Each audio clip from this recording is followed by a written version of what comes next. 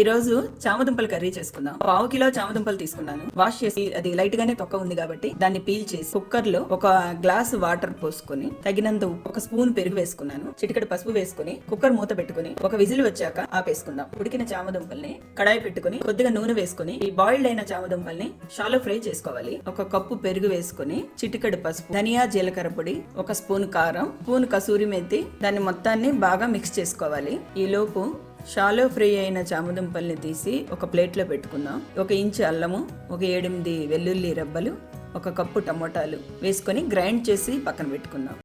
చామదుంపల్ని చిన్న చిన్నగా ముక్కలు చేసుకొని ముందుగా కలుపుకున్న మసాలాలు వేసి ఒక 10 మినిట్స్ వాటిని మసాలా పట్టనివ్వాలి.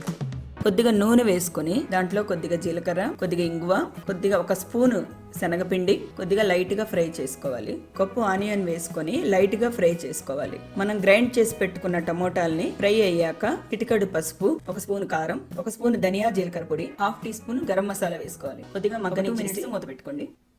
గ్రేవీ కొద్దిగా మగ్గాక గ్రేవీకి తగ్గంత ఉప్పు వేసుకుని ఒకసారి కలబెట్టుకుని మనం ముందుగా కలుపుకున్న చామదుంపల మసాలాని ఈ గ్రేవీలో వేసేసి ఆ గిన్నెలో కొద్దిగా వాటర్ వేసి ఒకసారి కలబెట్టి ఒక 5 మినిట్స్ ఉడికేదానికి ఉంచండి. మీకు అప్పుడు కొత్తిమీర వేసుకొని గ్యాస్ ఆపుకుంటే బాగుంటుంది. ఈ కర్రీ మీకు రైస్ లోకైనా బాగుంటుంది, రోటీలోకైనా బాగుంటుంది. ఎలా అయినా తినచ్చు. మా కన్య కిచెన్స్ ని సబ్స్క్రైబ్ చేసుకోండి.